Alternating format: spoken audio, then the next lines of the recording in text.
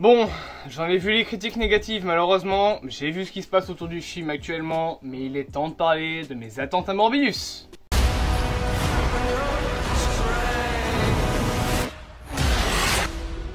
Bref, aujourd'hui vous l'aurez compris, nous sommes là pour ma vidéo des attentes à Morbius, tout simplement. Alors, elle sera assez courte, moins longue que les autres vidéos réactions, enfin que les autres vidéos mes attentes, tout simplement parce que j'ai justement fait une vidéo réaction que je dois sortir aujourd'hui. J'ai encore une autre vidéo mes attentes à Sonic 2 à faire et possiblement une petite vidéo mes attentes à Moon Knight qui sortirait avant le 30 mars, parce que ces vidéos sortent bien évidemment avant le 30 mars, date à laquelle sortent et Morbius, mais également Sonic 2 et le premier épisode de Moon Knight. Autant dire que mercredi prochain, ça va être le bordel. Bref, nous sommes là bien évidemment pour parler de mes attentes au film Morbius.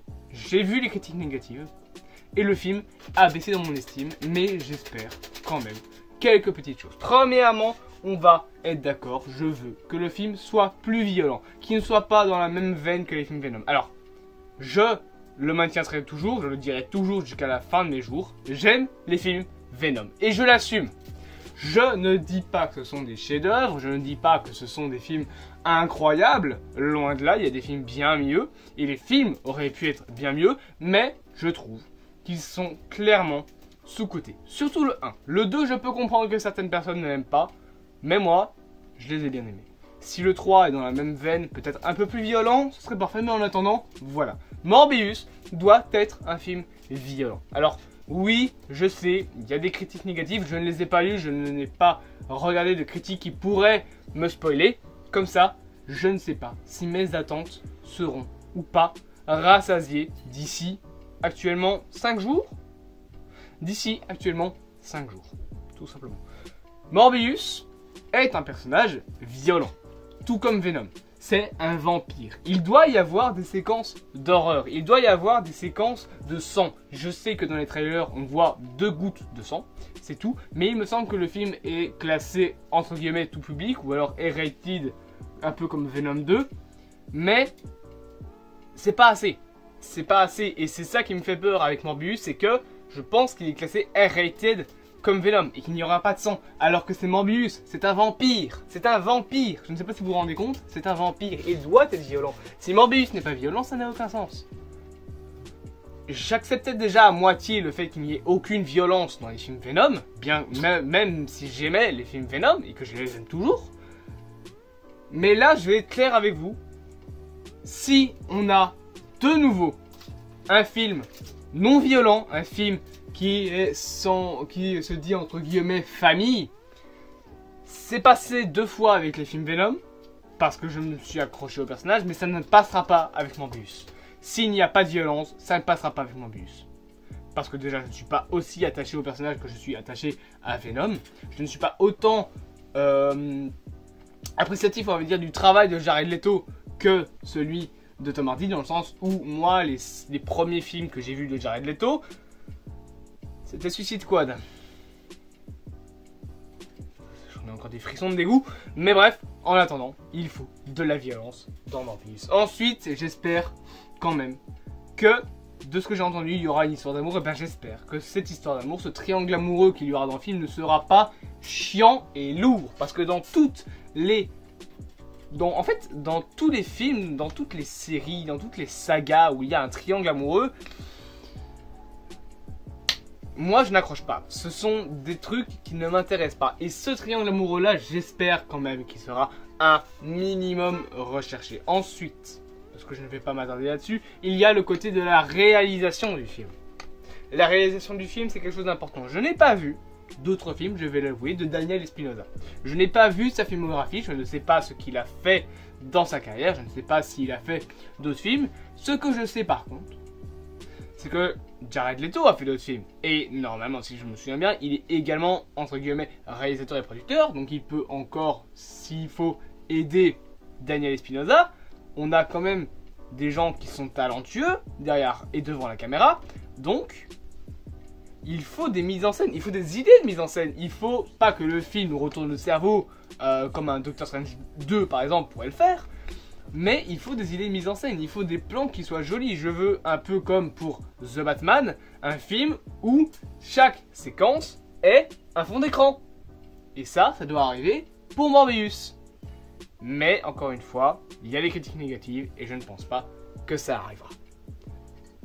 Passons maintenant à la troisième partie donc de mes attentes, le jeu d'acteur.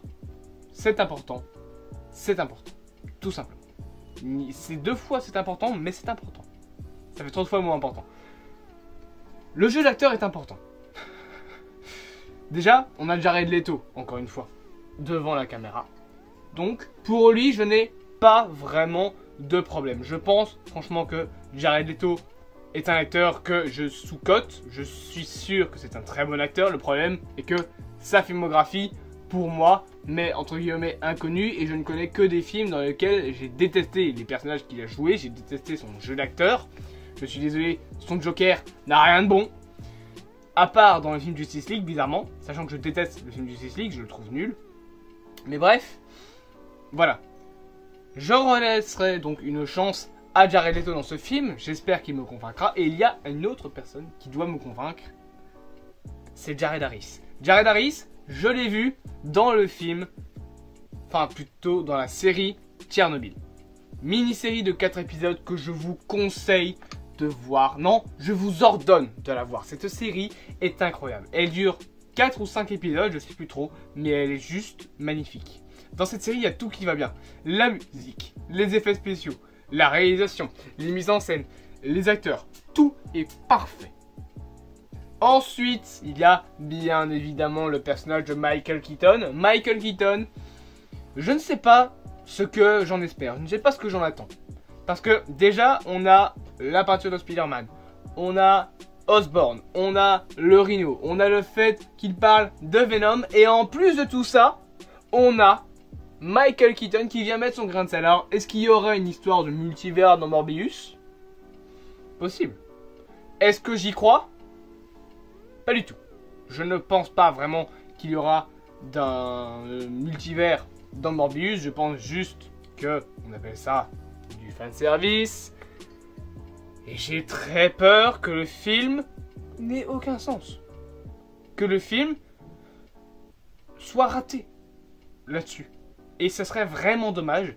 Parce que en vrai, un film Morbius sur le multivers, bah, ça aurait pu être pas si mal. Maintenant, on va passer à la dernière partie de cette vidéo, les musiques.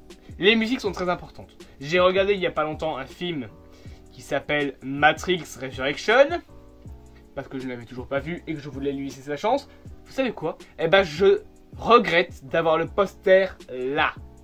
Parce que je possède le poster de The Matrix Resurrection et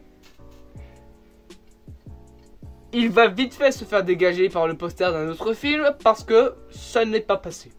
La musique n'apporte rien, elle est plate, elle est nulle, il n'y a aucun élément de musique intéressant, même lors de l'intro, parce qu'il n'y a pas de musique durant l'intro.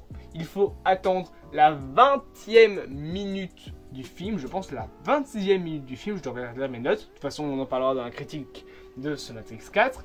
Donc il faut attendre les 20-30 premières minutes du film pour avoir ne serait-ce qu'un bout de musique qui n'est même pas une bande originale. C'est une musique comme par exemple Coming Get Love pour les Gardiens de la Galaxie qui a été reprise et qui n'est même pas originale au film. Et ça, j'ai peur que ça arrive avec Morbius parce que je ne sais pas qui a fait les musiques.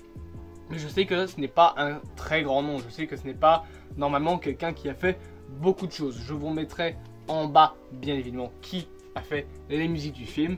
Donc voilà, il faut qu'elles apportent quelque chose, il faut qu'elles accompagnent l'histoire, il ne faut pas juste qu'elles suivent le film sans avoir de goût, sans avoir d'identité. La musique doit avoir une identité et c'est ce que je regrette du côté de Morbius. Maintenant, on passe au dernier point. Et en fait, ce dernier point est un peu un teasing, on va dire, d'une autre vidéo. Il ne faut pas que le film tease des trucs. Pour moi, Morbius doit être un film indépendant. Alors je sais qu'il fait partie du Sony's Spider-Man Universe, mais pour moi, je pense que le Sony Spider-Man Universe, à part les films d'animation, et du coup pour moi, à part les films Venom, il n'existera plus.